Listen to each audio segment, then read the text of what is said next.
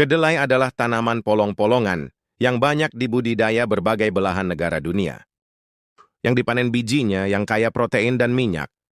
Selain itu, kedelai juga memiliki manfaat dalam bidang pertanian sebagai tanaman penutup tanah dan dalam meningkatkan kesuburan tanah. Negara terbesar penghasil kedelai adalah Amerika Serikat, Brasil, Argentina, dan Tiongkok, di mana Indonesia tidak termasuk produsen.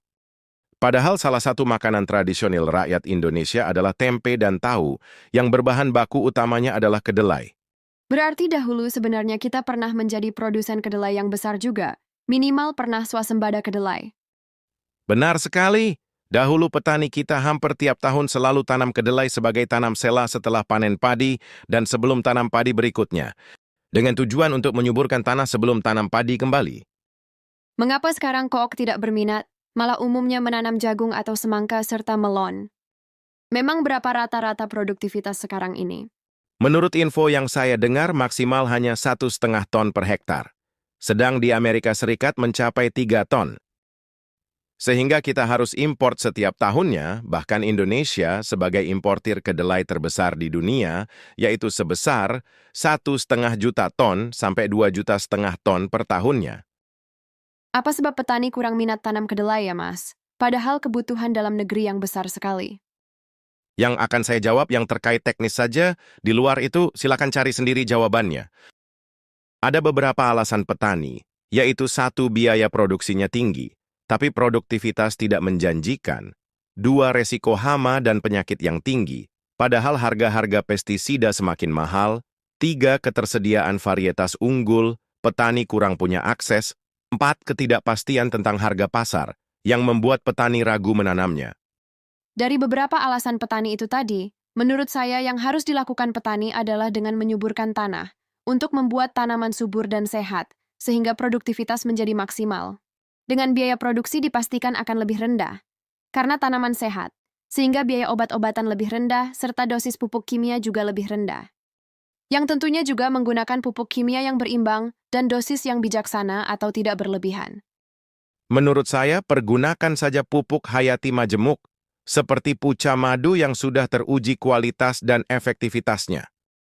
Di mana puca madu berisi Pseudomonas sp, yang dapat menormalisasi pH tanah, juga mengandung Bacillus sp, yang dapat mencegah serangan penyakit dari tanah, bakteri Azospirillum, yang dapat membentuk hormon auksin untuk memacu pertumbuhan akar ke arah vertikal, mengandung spora jamur mikoriza yang dapat bekerja sama dengan tanaman kedelai melalui sistem perakarannya untuk mendapatkan kepastian air dan nutrisi dengan miseliumnya.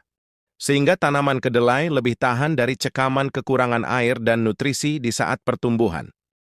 Jamur Trichoderma, yang dengan efektif dapat membunuh jamur fusarium, yang merupakan salah satu sumber penyebaran penyakit tanaman kedelai.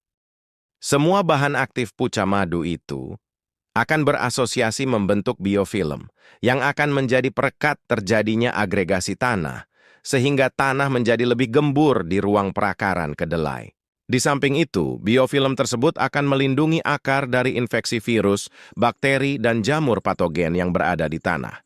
Kegemburan tanah dan hormon pemacu akar karena puca madu sangat penting bagi pertumbuhan kedelai, karena produktivitas tanaman kedelai sangat ditentukan oleh pertumbuhan dan kesehatan akarnya.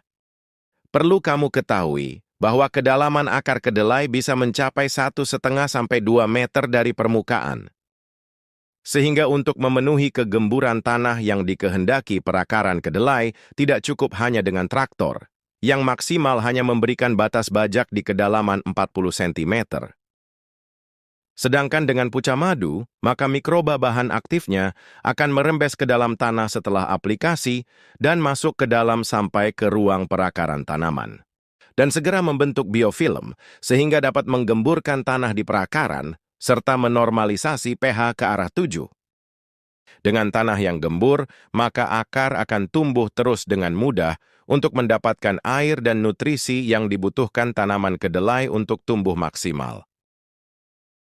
Juga dengan tanah yang gembur, akan mudah menyimpan oksigen untuk proses nitrifikasi, sehingga hara nitrogen akan dapat dijerat akar untuk proses fotosintesis sebagai bagian dari proses pertumbuhan serta produktivitas kedelai.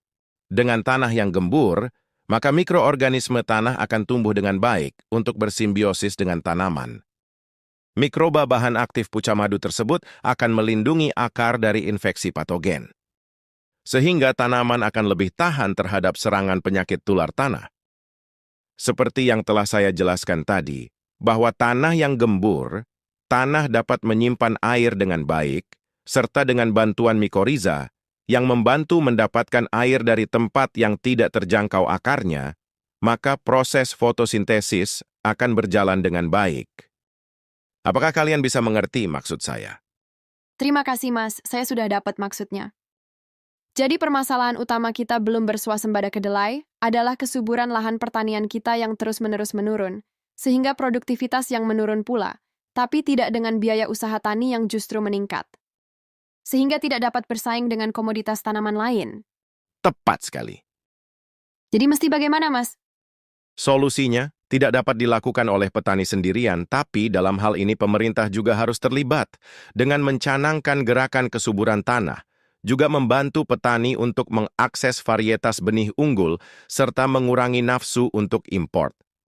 Dan yang lebih penting lagi, yang harus dilakukan pemerintah adalah dengan mengatur dengan kebijakan resi gudang untuk mengendalikan harga di saat panen raya, yaitu melibatkan bulog atau stakeholder pemerintah yang lain dengan membeli hasil panen petani di saat panen raya dengan harga yang sesuai kepantasan, selanjutnya menjual kembali di saat tidak panen raya dengan harga yang pantas pula. Sehingga harga menjadi stabil, bahkan kalau perlu pemerintah memberikan subsidi pasca panen seperti yang dilakukan beberapa negara lain.